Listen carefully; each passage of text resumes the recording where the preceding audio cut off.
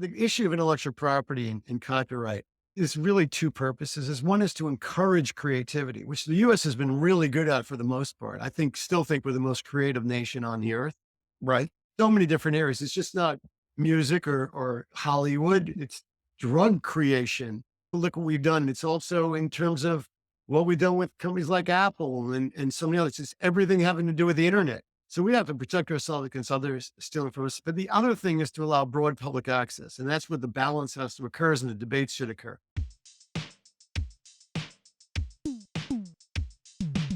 Are you passionate about the future of technology? Looking for thought leaders and mavericks who break the mold of modern media? Then you're in the right place. Welcome to Connect TED, where people, media, and technology collide. Now your host, Ted Cohen. As a digital entertainment pioneer and the co-founder of MediaTek Ventures, he's worked with some of the biggest brands in tech. And the one thing he's learned is that there's still so much more to learn. Here, we seek out the greatest innovative outliers of our times and keep our ears to the ground on all things MediaTek. Dive deep into the hottest news and entertainment and hear from some of the most respected names in the industry. Now, let's get connected.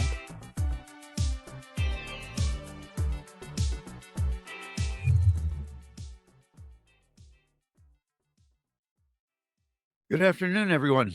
Welcome to Connected with Ted Cohen, your host. And today we have a very special guest, someone who I've known for almost 20 years now. We met in Tyson's Corner, Virginia, many years ago at a digital media conference. Normally, if you've been watching for the last couple months, start out with some news and some general what's going on in the industry. But I believe we have a lot to talk about today. So I'm going to go right to our guest.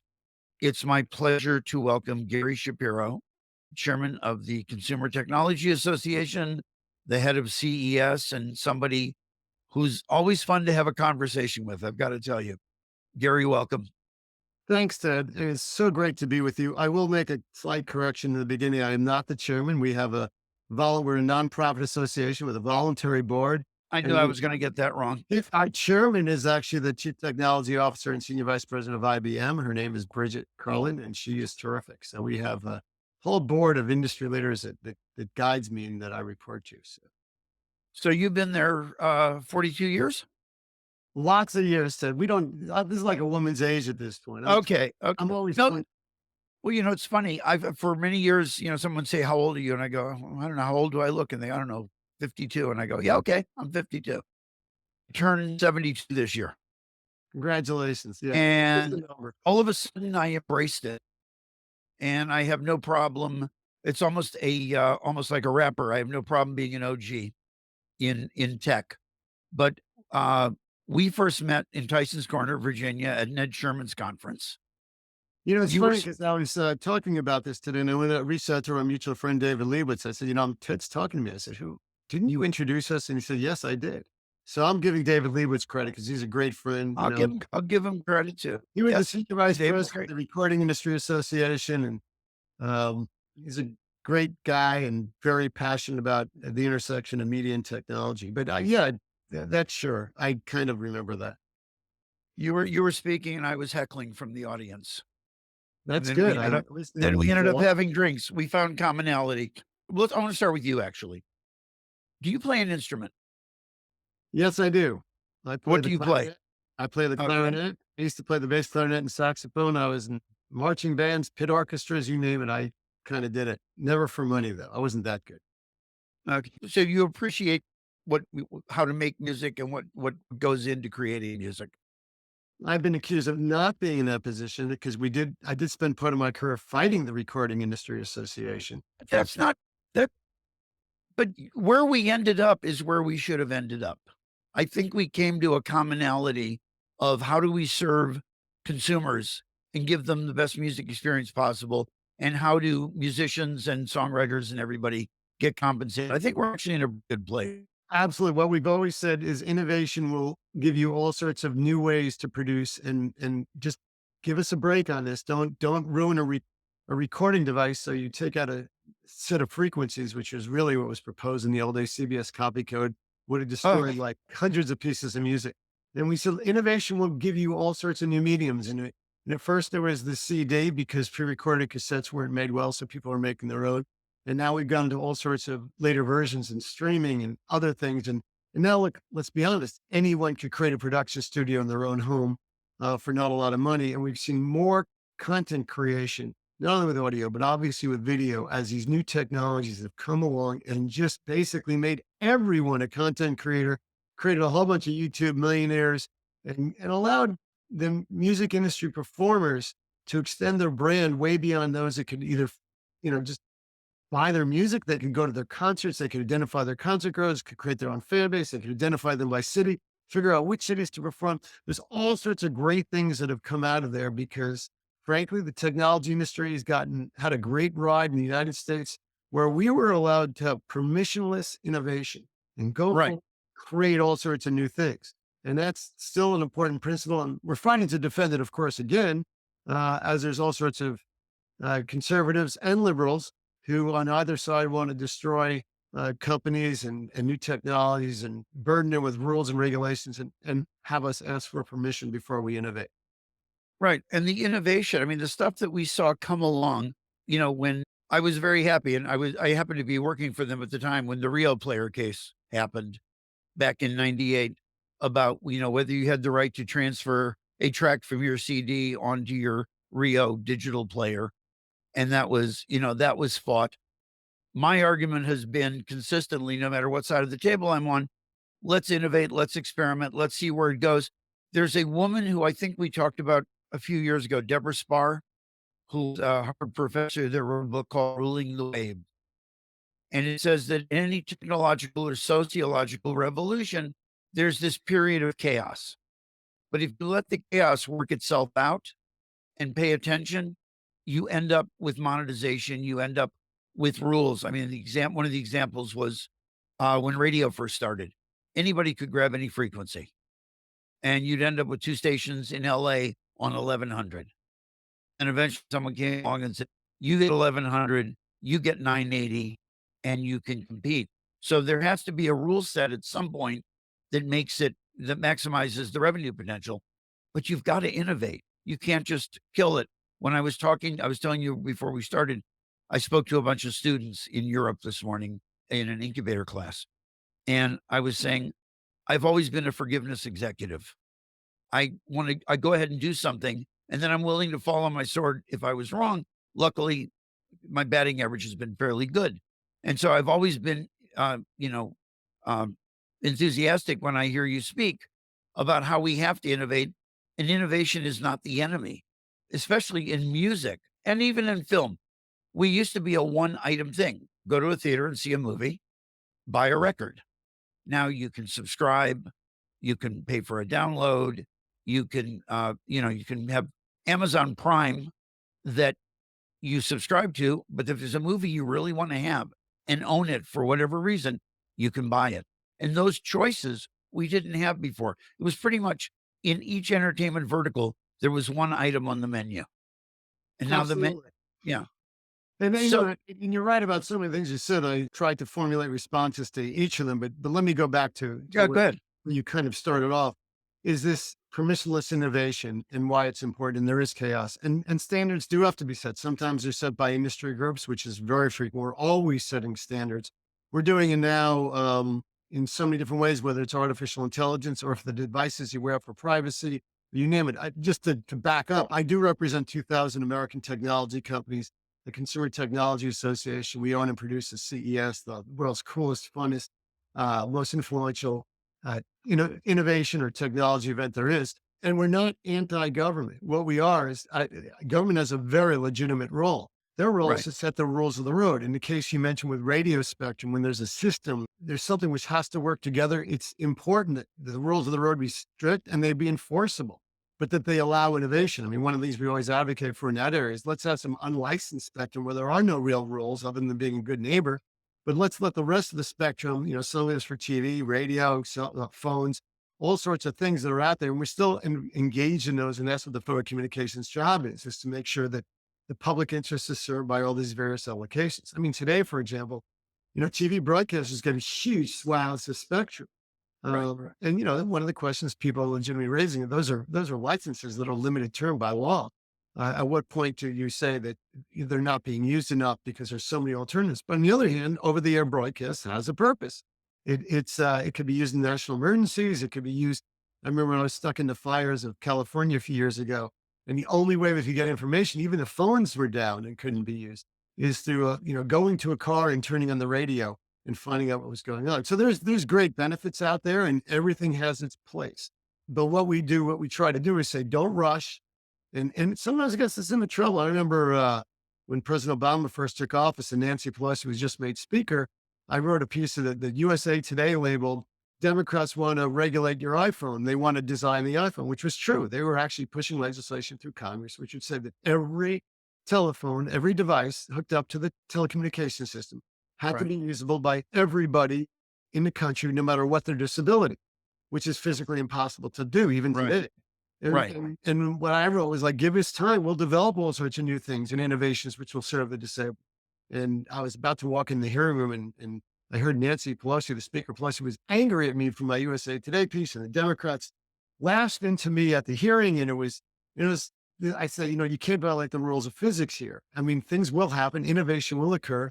It was a memorable time for me because having people yell at you and accuse you of all sorts of horrible things because you're simply stating physics facts that a person who is deaf and a person who's blind, a person who can't lift anything, a person who can't see well, they have different needs. And now, ironically, these devices serve almost all these needs of the disabled community. And thankfully, Congress didn't ruin everything. They totally modified and watered down what they did by the time it passed, which is what the process should be. And that's what happens when and frankly, there's a one-party system in government, in my view, is a lot of Right. bad stuff gets passed. You always need two parties, whether in the presidency or one of the Congresses, because you need a pushback, you need a negotiation, you need to get the facts out. And I have a piece coming out shortly which talks about what's going on right now. Is that you really have a system set up where one party, it's not even the party, it's the leadership of the party is writing everything. They're not even going through the committee process. They're not having hearings. And they push through so much bad legislation in a very short period of time. It's actually scary and will ruin the country because there's no facts on the table anymore. It's just rush it out. And you label the pieces good for this group or good for that group. Right. And anyone who disagrees with you or opposes is considered a bad, evil, not progressive, liberal person, including the members of Congress and even Democrats who think, wait a second, let's do this right. But it's not being done right lately. And this is, I think, the most dangerous time period in my recollection and history of where we are as a nation because of so many things are happening so quickly that and the media is short-sighted in the sense that you're focusing on the what's happening in that second rather than digging into the deepness of any legislation being passed. You probably don't want to talk about this stuff. You want to talk about tech and innovation, but it is tied in because we're rushing No, through a it's lot of it. totally. I had a weird one happen last fall. I can't. I'm looking on his name right now. You probably know him. He's in the uh, Justice Department. He was working regarding the consent decrees for BMI and ASCAP for public performance, and there was a move by some of the music publishers to throw away the consent decree and negotiate every deal one at a time. And I happened to meet, I could look up, it doesn't matter, I won't look up his name, but I met him socially a few years ago. And I saw he was doing the hearing. And I wrote him and said, if you need a neutral voice, you know, I'll speak on street corners. So he writes me, he goes, you're on the actually, he didn't write me. I got a call from a very prominent music manager, who I won't say who it is, saying, what's your horse in this race? I said, what race? He says, you're speaking at the DOJ workshop online thing.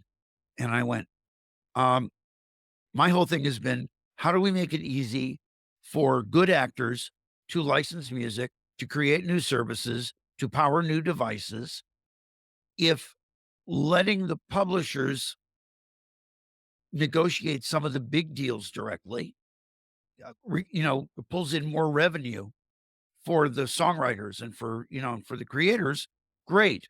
If all of a sudden it turns a deal that could have been done with a compulsory license into a 2-year negotiation, not nice, not good. Because at the end of the day, you may extract more money out of it, but you've lost time with a bunch of really cool companies that can do really cool things. And so I kept getting calls from people going, why are you involved in this? Who are you working for? I said, I have been working on music licensing for the last 25 years. I said, whatever we can do to maximize return for the creators but streamline the process. In the end, they're going to make more, which gets into the thing. And I'm sure you read a lot about this, that artists are complaining that they don't get enough money out of Spotify.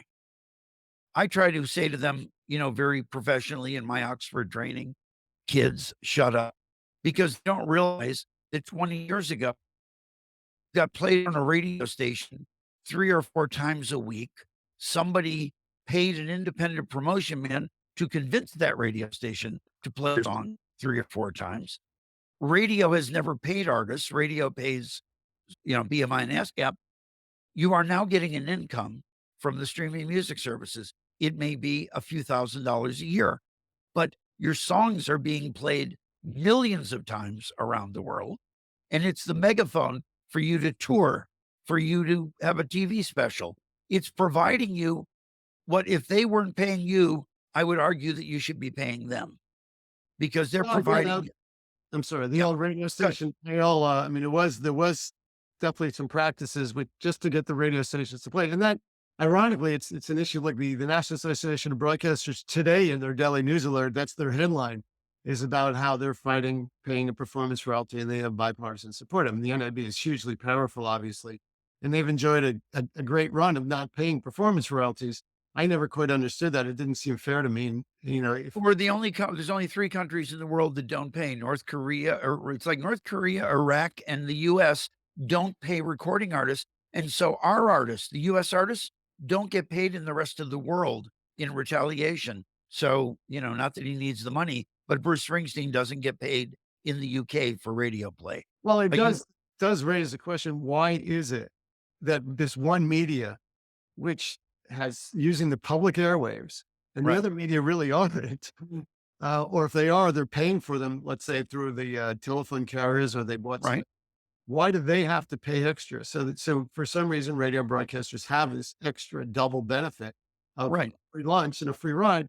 And frankly, if they can negotiate some deals on their own, but the way to, I think, to do it is at least the artists themselves should have the right to stop them from playing, and that would change everything. Yes. I don't think that necessarily doing the Grammys on the Hill every year is the thing that's going to change, that situation. If you remember, because you live there was a point, I guess maybe 10, 12 years ago, where the RAAA and NAB were across the street from each other.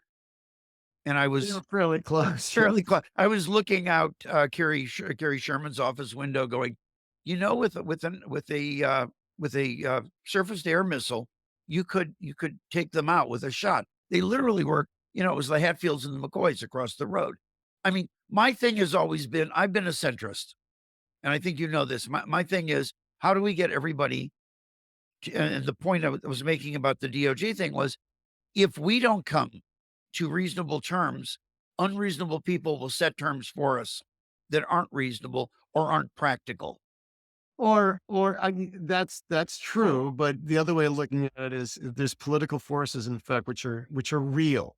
There's one member of Congress explained it to me.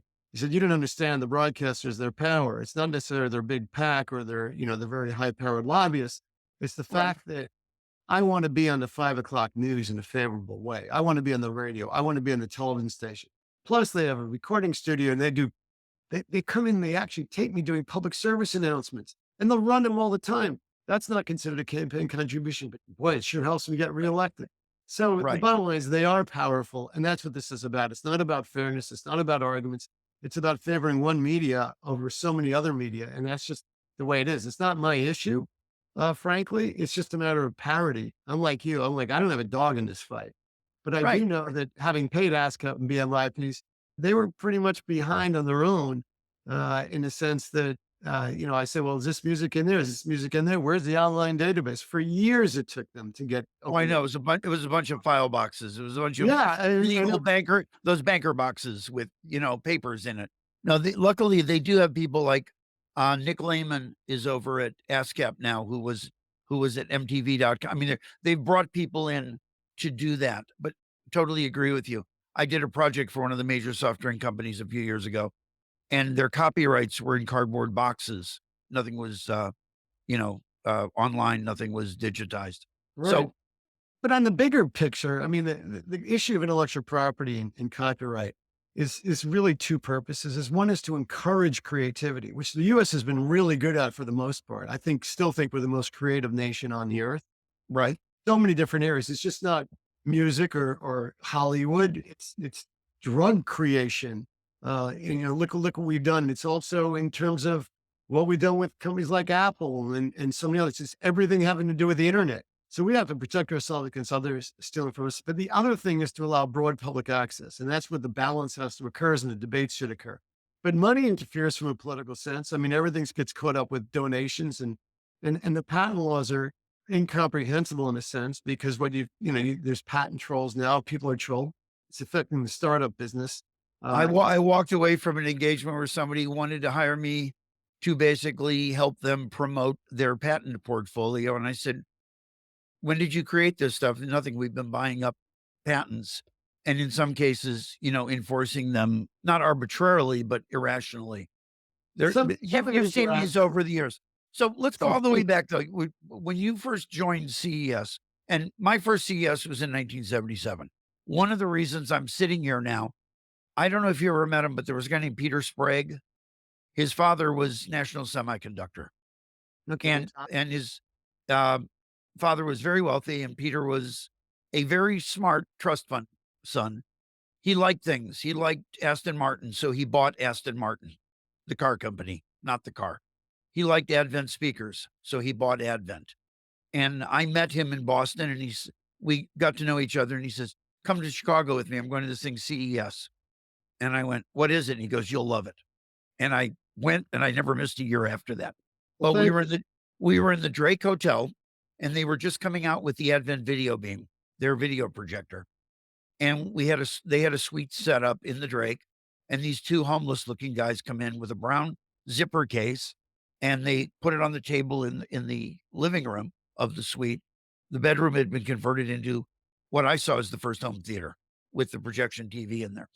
And they went, "This is the Apple One computer. It's going to change the world." And it was Woz and Steve looking really like two homeless hippies. And they basically had come to trade an Apple One for an Advent Video Beam. And they did, Peter did the trade. Somebody ended up with an Apple One, which is worth, north of $100,000. And a video beam, if you melted it down, is worth $11. But if Anyway, you stock now, you'd be a billionaire. exactly. But having met them and having worked at Warner, I went over to the Atari booth, and Atari was owned by Warner at the time. And that began my thing of how technology and how innovation, how how equipment without content is a paperweight, and content without a source to play it, to expose it, to distribute it is silence. And so neither side exists without the other, respectfully. Agree, disagree, or am I overstating? No, I totally agree. It's like razors and blades. In those situations, and there's many analogies in the technology world, you basically everyone has to make money. That's how it really works. And there has to be that symbiotic relationship. And sometimes government has to get involved to resolve it. My issue is with a lot of the patent stuff, especially, is it basically, and other liability stuff, is that the United States goes to a little bit of an extreme on it. And, we're a nation of lawyers. And so every company in almost any aspect of American business is paying a litigation tax that our competitors globally are not paying. So we give Right. VIG. The VIG doesn't go to anyone creating something. The VIG No. goes to the people fighting over how the pie is divided. They're not making the pies. And, I'd be happy if content creators got paid for what they do. What I'm unhappy about is just, and sometimes, frankly, big companies could hurt a lot of small companies and put them out of business because they just they could afford lawyers more. They could stand around more and wait. I mean, anyone who's involved in litigation knows that it's not a pleasant experience, and it just doesn't seem that fair. And I'm going to bring up one side thing that I know you had nothing to do with. I had nothing to do with, but it's an example of what you're talking about. There was the whole thing about minimum advertised price on music that went through the Federal Trade Commission. I don't know if it went to the Supreme Court, but there was the argument was that Best Buy should not be selling the Tom Petty album for less than they're paying for it to get you into Best Buy to buy a washer or a dryer or refrigerator or whatever. What came out of that decision, which was, no, they can sell it for whatever they want. Tower and Sam Goody's and all those iconic record chains, Strawberries, they weren't selling washers and refrigerators. They couldn't compete on price. When I tell people about, there used to be record stores that you went into and everything in there was just records and posters and whatever. They go, why would there be a record store? They went away, I believe, because of that ruling, because you couldn't compete with Best Buy or Walmart or Costco or whatever, selling music or then later selling DVDs and Blu-rays, below cost. It became, the video stores became non-competitive. But I mean, so that's just an example. I don't want to go down that rabbit hole, but that for me was troubling. Because I knew Russ Sullivan of Tower Records, and Great he was a guy. hero. I helped him prepare to testify once in Congress, but I also had just finished reading. In fact, this book came out yesterday by this former CEO of Best Buy, Hubert Jolet, who wrote a beautiful book about humanity and business. And it's Right. my review is the first on Amazon, but it's the truth is what Best Buy did, they were almost bankrupt themselves because of actions by others. I mean, they were in a toilet before digital came out. I'll never forget, they asked me to brief them in the early 1980s about everything digital because everything was analog and they didn't know about it. I said, what's going to be great? There's going to be high definition television. There's going to be digital recording devices and be computers and be everything. And I wish I'd put the cost of my plane ticket to visit them in Minneapolis into stock. Their stock, because now it's off the charts. But the bottom line of it is I don't know if I buy into their theory about minimum advertised prices, because minimum advertised price is something that's effective like everything in retail. It is what it is. It's something that manufacturers like suggested prices. Consumers like it to a certain extent because they don't want to feel like they're getting ripped off. That's why the used car business is so good, because no one knows what they really should pay. Right. A lot of people make money selling used cars. In terms of the music and the video, Best Buy and some others tried to have a philosophy of, we'll get you in the store by providing the content, the movies, the videos, the DVDs, the HD DVDs, all the Blu-ray, everything as it came along in the music. But that also caused enormous challenges in the sense that they had to have such a large inventory, such a large part of the show. A lot of it didn't sell. They had to market down. Best Buy's the only survivor.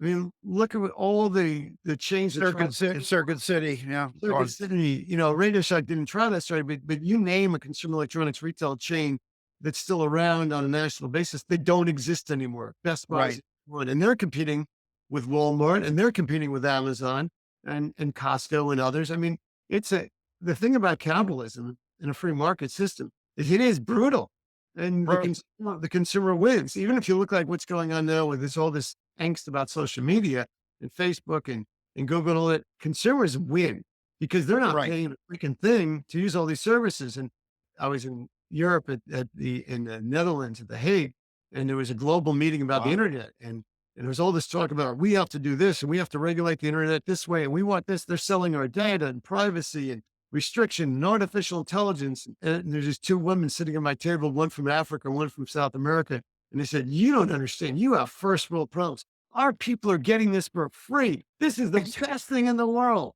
Right. Or Amazon, take Amazon, I got a whole bunch of Amazon deliveries today. Amazon's awesome. You know what? It's changed lives for people, and they've employed a lot of people, and they've created new ways of doing it. Or Apple, now they have their lawsuit. They're being sued by, this video game maker for saying what they have to have in their video store. Apple created this whole store system.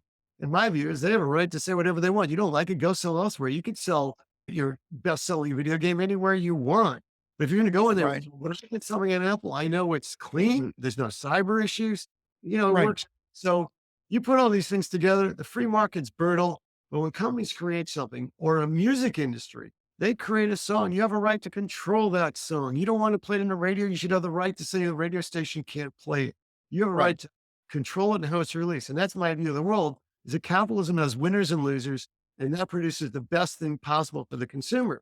And the dangerous thing that's going on today is you have Republicans and Democrats agreeing on one thing, that they want to basically tell tech companies what to do and how they should do it, and they want to get rid of the antitrust standard of what's best for consumers and change it so they're protecting the competitors, which is the worst thing in the world, because competitors don't deserve to be protected, frankly.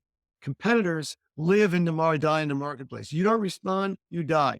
I'm watching, this as horrible as this pandemic has been, some companies pivoted and they survived. Now, look, I am not complaining about the fact that the governments gave money to businesses that were forced to keep employees on or whatever, incentivize them because of the pandemic. But Right. it has to be temporary. There's a lot of bad businesses that are about to go into business that are sucking up government money now and doing really well. And their executives and owners are doing really well, even though they should have been shut down, or they're about to be shut down.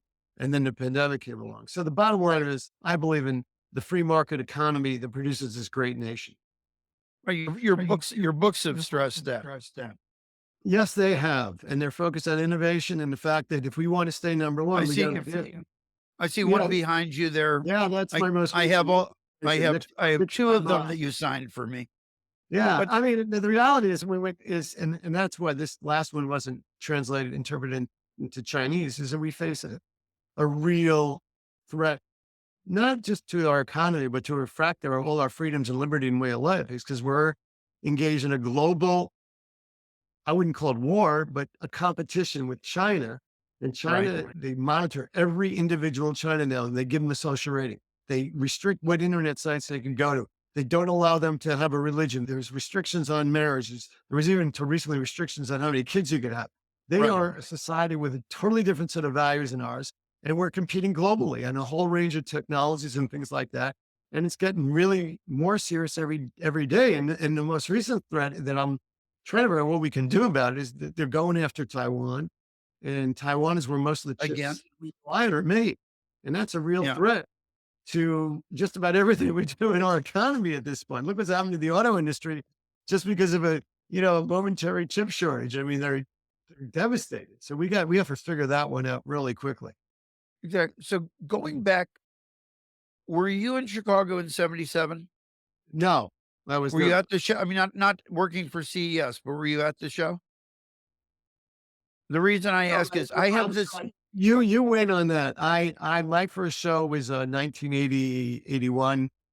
And I remember I had the privilege, I think in 81 or 82, or maybe it was a little later, of Mark Feiner, I think it was CBS, right? I forgot who he was with, Sony. We did the first CD played on a radio station together in Chicago. I'd have to track down that year. The reason I'm asking is I have a visual memory of being at McCormick Place, and as I was leaving, where there were the two buildings met before they burned down, where there was like a connected driveway. Was the was the home taping booth? No, you're confusing two memories. And the home taping booth did not start until 1982. Was it 82 then?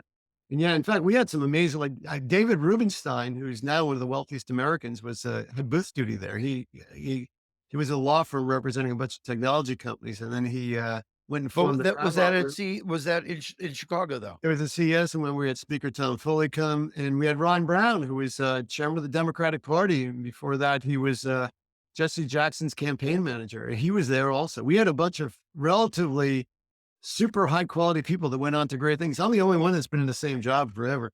But I've enjoyed getting to know them. And sadly, Ron was tragically killed when he was Secretary of Commerce in a plane accident over Eastern Europe. But it's a heck of a group of people that we ran the home. Our argument started out because in 1976, when Sony launched the VCR, they were sued by movie companies. And the district court said, oh, of course the VCR is legal. Why shouldn't it be? Well, the Court of Appeals came in and said, no, this is an illegal product. And that was a pretty horrible ruling. And it went to the Supreme Court twice. And finally, in 84 and 85, the Supreme Court said by one vote, a VCR is legal because a lot of its uses are legal. And you can record a full TV program. And that was the Magna Carta for the technology industry that allowed us to produce all sorts of devices, which said, yeah, you could use the device to do illegal things. You could use a car to kill people. You could use a hammer to bash someone's head in, but you could also use it to hammer a nail and make a house. So our argument, which was very strong and solid, but it wasn't the prevailing wisdom at the time in the content world, was that, you want to regulate, but be reasonable and recognize that we don't know what area of technology will choke off if we start saying everything's illegal just because it can make a copy of something. And of course, Right. I remember the internet, there's people who tried to shut it down, saying it's the largest illegal content copying device there is, and we shouldn't allow it. I mean, we should be like China and cut it back and restrict it and regulate it in all sorts of thousands of different ways. But, as you said earlier on, reasonable people discuss it. They came up with solutions. One of the things we were part of was, let's say, if your music's being put illegally, you have to go to the owner of Right. the website and tell them that. And then they have an obligation to do something. And now literally every day there's thousands of these automatic takedown notices. Right. Sometimes they go too far. The kids singing happy birthday, on YouTube or Or Facebook. the Prince music in the background with the mother and the kid, which Yeah. was I the mean, stupidest. And I worked with Prince, and I told him that was the stupidest thing he ever did. I mean, there are things that, but look, in some ways it doesn't work. I mean, I think one of the tragedies is the Martin Luther King speech, I Have a Dream. You can't watch it or listen to it because somehow the family says we own that copyright and no one else can listen to it or watch it. And things like that, where you've taken away something that's almost, was given in the public. It was just exactly. it's like, why not at this point? But, there aren't people who want to make money, and I understand that. And the copyright term has gotten extended so many times that it is kind of absurd for some of the things like that. You asked about regrets in my career. Well, I'll tell you, one of the I regret is we didn't fight that last extension that Disney pushed because they wanted it to protect their movies from the early 1900s. They when Exactly. universe, and that was like, it went all the way to the Supreme Court. And I was at the argument. I was sure the Supreme Court would say, wait, that's not a limited term anymore. But they said anything one day less than infinity is a limited term. But that was one. And then there was another thing that legislatively went through that I'm still not sure is a great idea. And that was the concept of audio rentals. We did not oppose that as music rentals. It took off in Japan with CDs, and we didn't go after that one. And it went, it became a law, and now it goes into whether you could have audiobook rentals and things like that. But now there's, libraries are preservative place for them, and libraries still exist for a whole bunch of reasons. They've been one of the groups in society which really had to keep adjusting quickly to survive. And they have. I give them credit. I mean, who would think that libraries, with the little funding that they have, could just shift and pivot so quickly? And So there are some, there are some streaming services that are powered, by the libraries that allow that you find documentaries that you can't find anywhere. There's things that the libraries have embraced. That's this whole other tranche of knowledge and entertainment absolutely. that I it's would guess fantastic. so. Yeah, libraries are a great example, but I would guess that if you look at like where we were when you and I started out, the number of jobs in content creation versus the number of jobs in technology. I mean, certainly the number of technology jobs is, we're about 14 million people in the United States are employed directly or indirectly. But if you look at the content world, content creation, the number of people proportionally is probably jumped significantly. Everyone focuses on the ultra billionaires, but the YouTube people and the people are doing all sorts of videos on their own, and all, people making a living doing stuff. And now, my son's in eighth grade, and seventh grade. I'm sorry, he's going eighth, and he's doing courses in video production now. I mean, it's incredible. There's kids taking coding courses, and people are coding. They're doing all sorts of stuff now that we didn't talk about 20 or 30 years ago. And we end up in a situation where I had this conversation with musicians. Have you been on Clubhouse at all? I was supposed to be, but I'm always too busy to. No, I have not. So again, there's I a was whole gonna- pushback. No, but it's interesting. It really is a fountain of information. I mean, you can type in any subject, and there's a room going on somewhere in the world, whether it's NFTs, whether it's home video production. But there's this pushback from the creator community of how AI is going to affect composition creation. So you could basically say to, a set of algorithms, write me a song like Justin Timberlake. And it literally having it analyzed, 20 Justin Timberlake hits will give you back, something. They're not really that good. But the argument is when we went from a piano to an electric organ, people go, well, that's not right. I mean, I can do it with a piano. At each technological step of innovation, there's been this pushback from the old guard of, I didn't need a sequencer to make music. I didn't need, a hard drive to keep my data. I could keep them on floppies. And there's this, I don't know, this unrealistic resistance to innovation sometimes. It's not. That It's not unrealistic. It goes back to before we were born. The Luddites.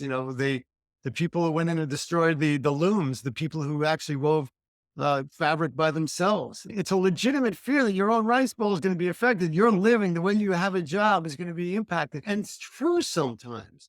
The people who used to play piano during silent movies, they were put out of jobs. The people who played in live orchestras all the time. And there's fewer people, let's be honest, playing in live orchestras today and getting paid for it. I mean, Right. even like you had major orchestras like the Detroit Symphony Orchestra is struggling.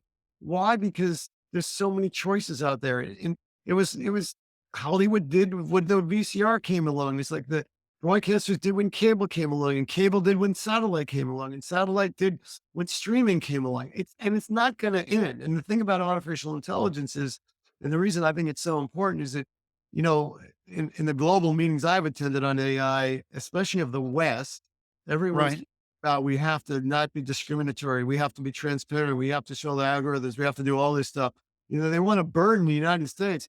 Well, meanwhile, China's going forward and they're graduating 1 million engineers a year and they have no Right. privacy. They have data sets that are unbelievable and they're moving along quicker than we are while we're arguing about how many things are in the head of a pin, which are mostly irrelevant because 99% of the uses of artificial intelligence have nothing to do with discriminating against people on the basis of race or facial recognition. It's how to fly a plane or run a factory or come up with a better healthcare or medicine or solve a disease.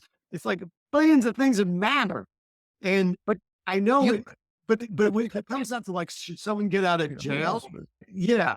You know what? We should make sure our databases aren't discriminating on the basis of race. But if it comes down to a law, like 95% of the other things we do, or 99, it doesn't matter. And that's why, like when you say play music like Justin Timberlake, well, that could be mildly interesting for some people for a while.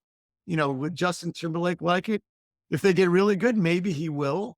But maybe we could go back to like Beethoven and Bach and some of the other people and say, hey, let's create things that like they created. And, the music that right. lasted 500 years, it would be a gift to society. And if it's created by artificial intelligence rather than a human being, and it's phenomenal and it moves you, Right. oh, what?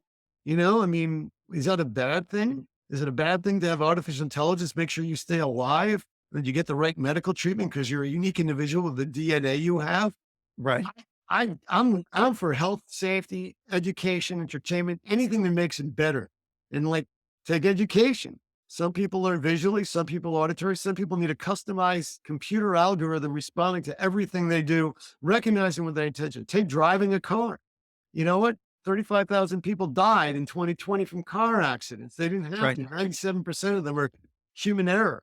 We could avoid all those. That's a great thing that we should do. So my view So of it is let's balance it out, regulate where we have to.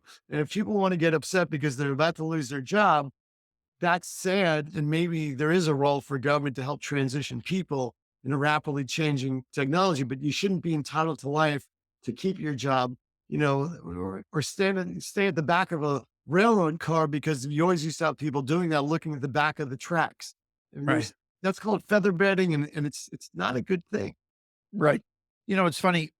And this is not meant to be self-serving, but people over the years have said to me, why did you get involved in what you've gotten involved in? And I just go, because I was fascinated by the possibilities. And that's what it came down to. It wasn't like, it's never been like this. I think I'm going to get interested in VR. I got interested in VR because I looked at it and I went, this is cool. And it comes down to, is is it engaging? Is it interest? Is it entertaining? Which comes all the way back to CES and my history knowing you. Up until, I would say 10 years ago, well, let's say in 2003, I went over to, and you would probably know which room it was in, knowing you.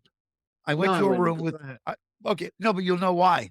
I went to a room and it was like this innovation. It was a boutique thing inside of CES about innovators.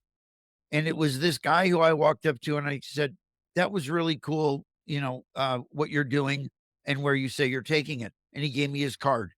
So now when I forget my Netflix password, I go to Hastings contact and I look in notes and it's got that's where I hide my Netflix password. But it I was, I could only wish I was with you then. I don't think we call meeting Reed Hastings until much later of Netflix. he spoke in this room. There was maybe 30 or 40 people in the room Really? and he was talking about the future of Netflix. And it was fascinating. And I walked up afterwards and I said, I'd like to give you a call. So I never did call him. But when when I got my Netflix online subscription, I go, where am I going to put my password? So if I go into Reed Hastings right now, I can find where my password is.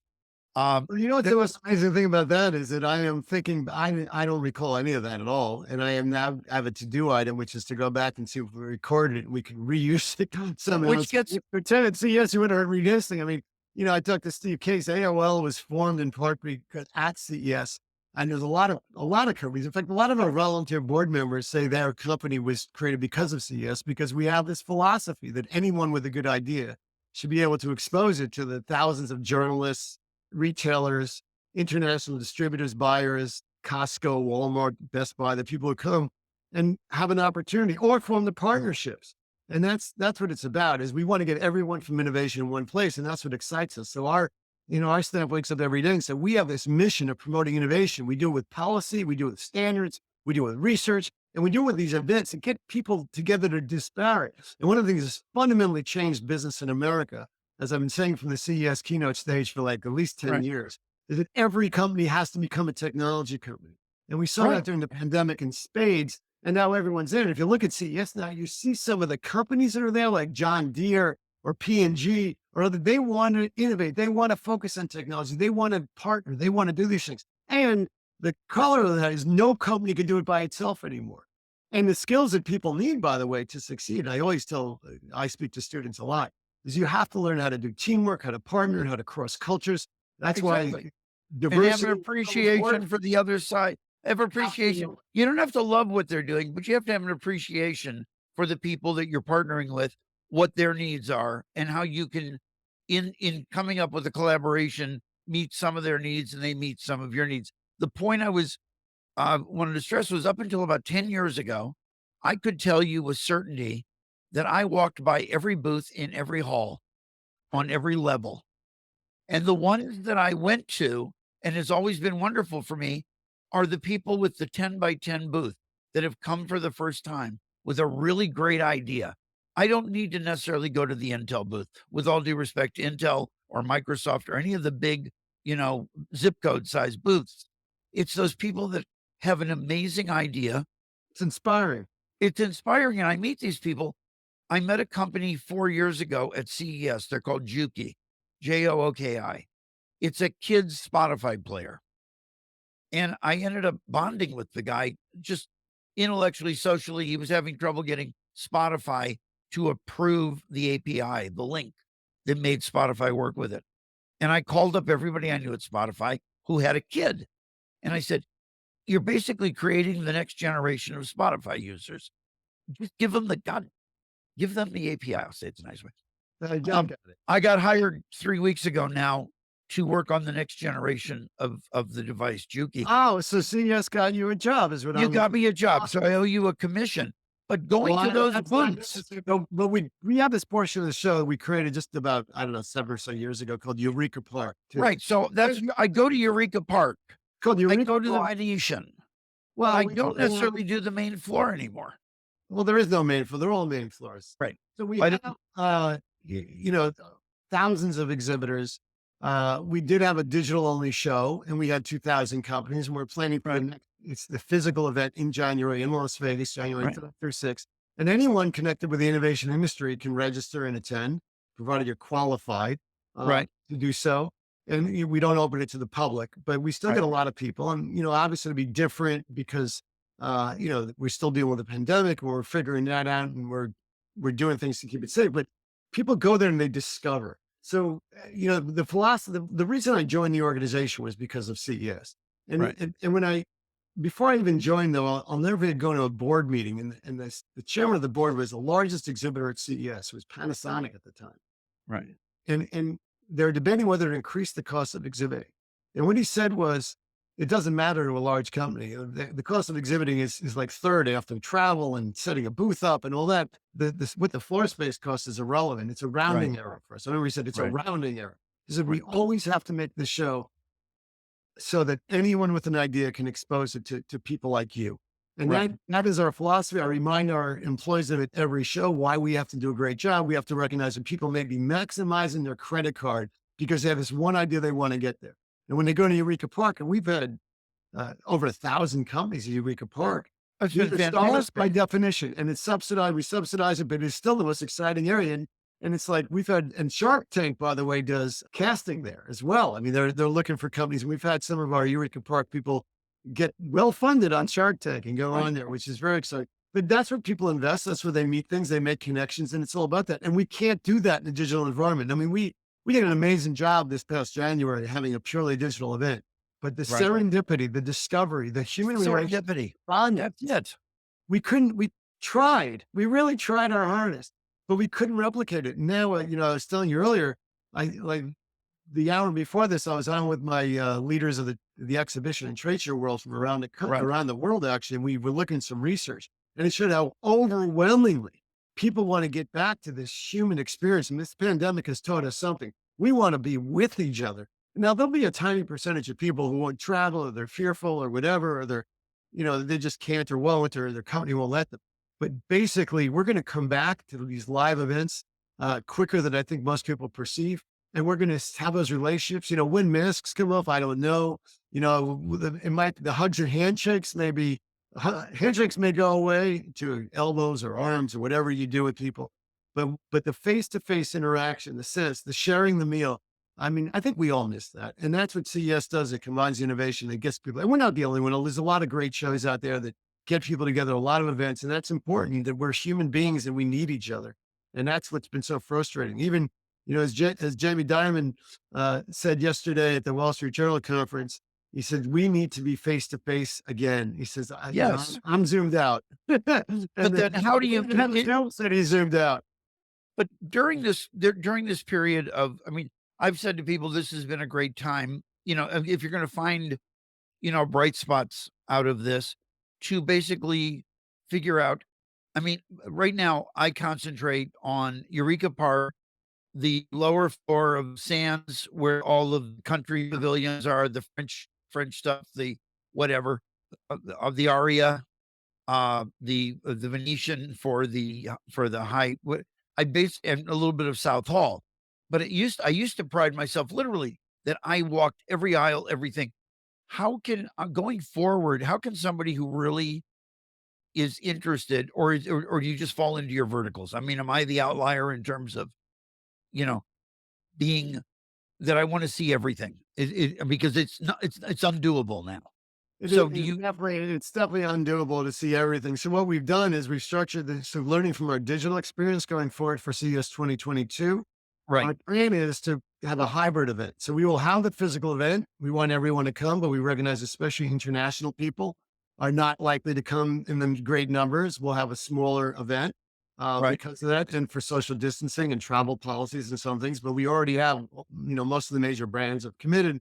And Eureka Park, I mean, the interest is overwhelming. A lot of the country delegations from the world are there, and we'll have live keynotes, and we'll send them out around the world. But what we also found is that for 30 days after the show, when we kept it up, a lot of the people, especially journalists and busy people like yourself, say, "Wow, I can actually go to the conferences now." So Right. a lot of the material we're going to leave up, and or even first put up after the show is over. But what we don't want to do is we don't want to have the exhibitors say, "Look, you have to have your digital presence and people monitoring and interacting digitally during the event itself." We got feedback from them pretty strongly. That's not what they want, and it's disruptive to them. But after the show, there'll be some mechanism of communication. So we're extending the show life essentially by 30 days to Right. take the best of digital and also the best of physical. But truly our focus is on the physical event right now, because that's where the excitement is. We were even thinking that maybe the keynoters, they're so successfully digitally, frankly, they were amazingly produced events. GM's Mary Barra making the announcement about electric vehicles and her stock jumping up. The Verizon, what they did, and AMD, amazing. It benefited their companies. They had something really strong.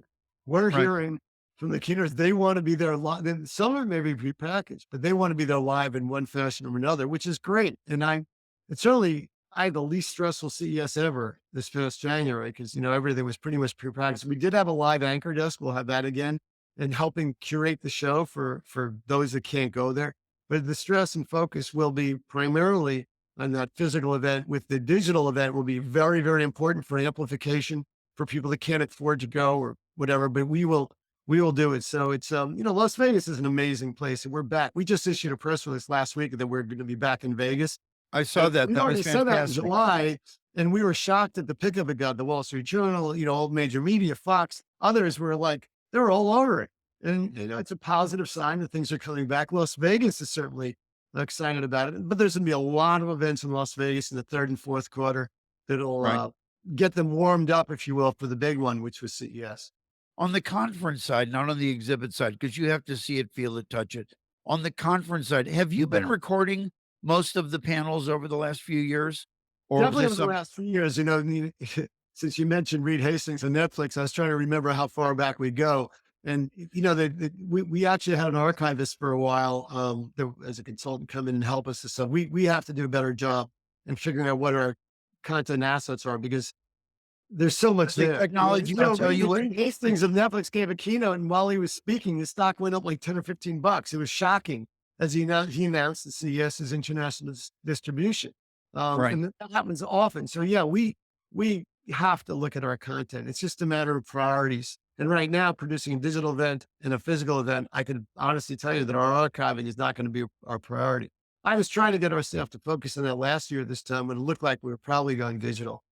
By May, we'd pretty much convinced ourselves we had to go purely digital. That it's, but again, it's just priority. It's just resources. I don't know if this is too political of a question, but I'll ask you. Over the years, you've seen a lot of technology. You talked about, whether it's legislative regrets or whatever. What's something you saw years ago that you said, this is going to be big, and it hit the wall and slid down, never to be seen again? I mean, Well, what are your favorite things since that you I go, actually why did wrote this? since I wrote about it in one of my books, let me tell you something. When Bill Gates was he used to keynote early on because we Right, really right. wanted him. We were competing with Comdex, and we felt we could define our show as being broader technology than TV and audio, video and audio.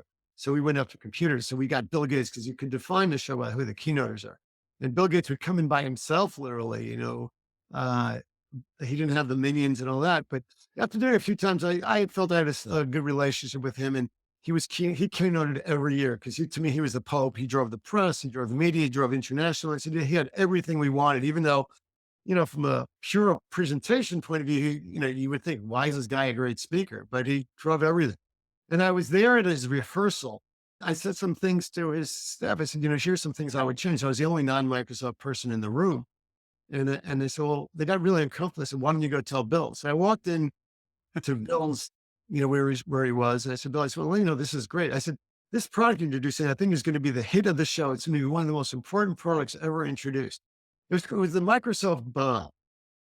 And it was the dancing paperclip that you couldn't get off your window. Oh, Hated it. God, yes. And I Corey. felt like an idiot ever since. It was definitely the stupidest thing in retrospect that I've ever said and I even stupider because I memorialized it in one of my books.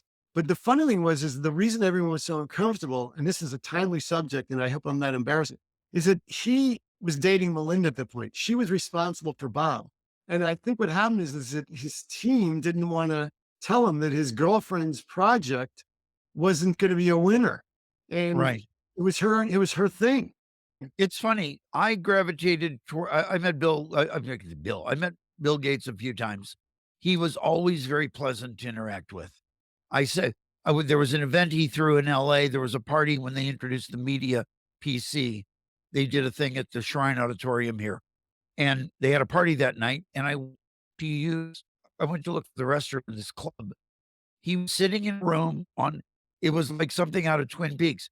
It was red velvet curtains and a red velvet like settee, and he's sitting there like he hasn't been asked to dance. So I sat down next to him and started talking. I just found him to be a very kind individual. Mr. Jobs wasn't always that same kind of individual. I would share that experience with both of them. The same view. I mean, until Walter Isaacson came out with his book about Steve Jobs, I felt like I was the idiot because every interaction I had with Steve Jobs, I felt I had said something wrong because he was just nasty. And I Right. feel like, boy, I am a bad, and because I'm usually pretty good at talking to people, and I played over my mind what I said wrong, and I thought I screwed up. Whatever Walter Isaacson's book, I realized everybody had a tough time with Steve Jobs. There wasn't anybody. And this is the guy who blew off his biological father because even though he ate in his restaurant every week until he figured it out that that was his father, because he didn't like the way he looked. Steve Jobs is brilliant, a genius. Yeah, it was. Wow. And Bill, to me, look what he's done with this foundation. That's why I think I was trying to talk to my wife about why the news has just shook us up so much because, their foundation, they're changing the world in such a positive way and protecting millions of people from disease and doing great things. And just like what could be more stable than that? And, obviously they're entitled to the privacy and it's always having been divorced. And I can say that's between two people that no one else Right. has to know about what happened. And it doesn't mean anyone's at fault or they're bad people and you shouldn't choose sides. But I just think that he's entitled to his privacy. And I probably wasn't the appropriate time to bring up my Melinda Gates story. So I apologize. So which is which is more complex? The work to try and explain the work that you do or the work that Dr. Susan does? So my wife is Dr. Susan Malinowski. She's a retina surgeon. She's discovered some things that's been amazingly.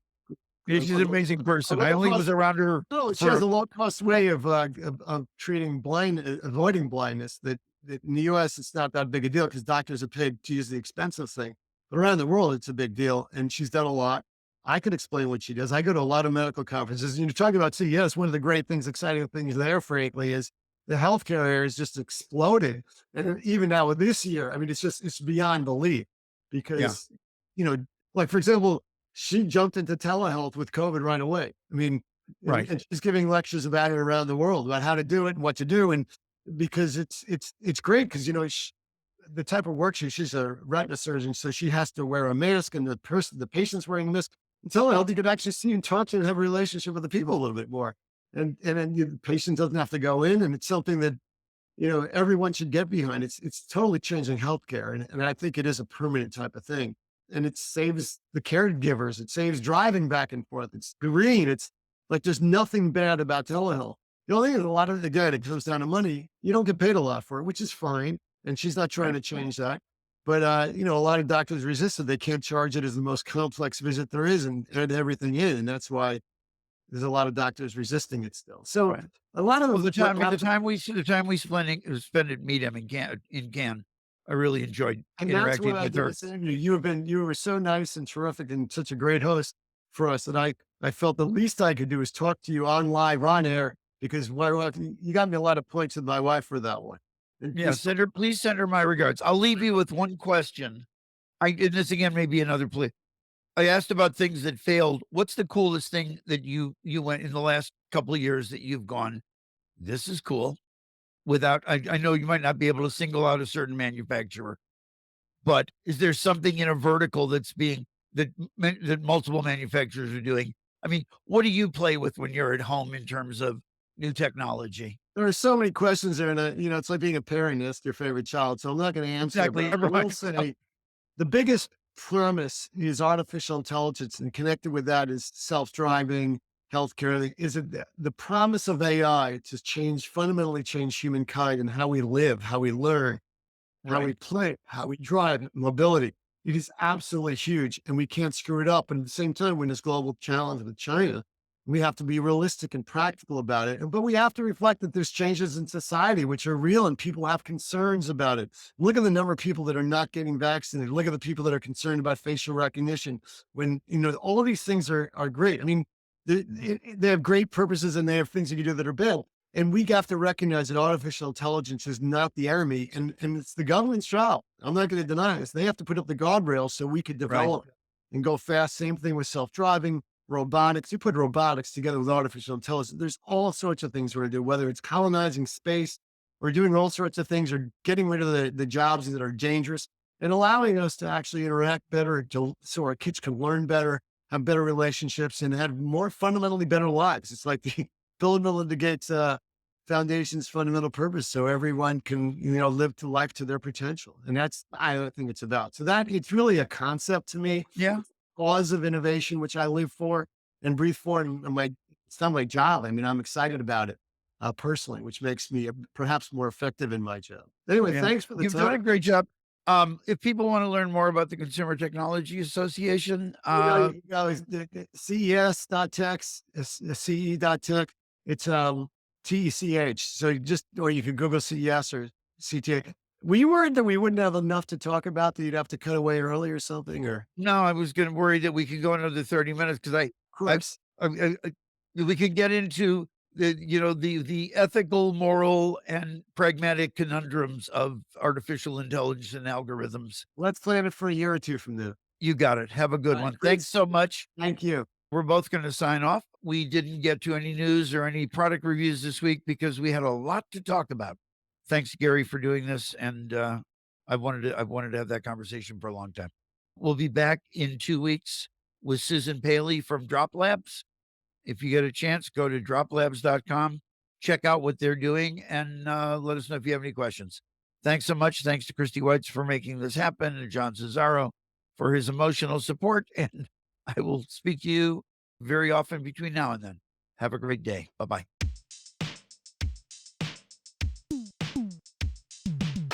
Thanks for tuning in. If you got something out of today's episode, be sure to subscribe so you can keep up to date with our latest content. Technology never sleeps, and neither do we. So, if you're on the hunt for digital products that will change your life, head to MediaTek Ventures and stay in the know with an innovation. Until next time, over and out.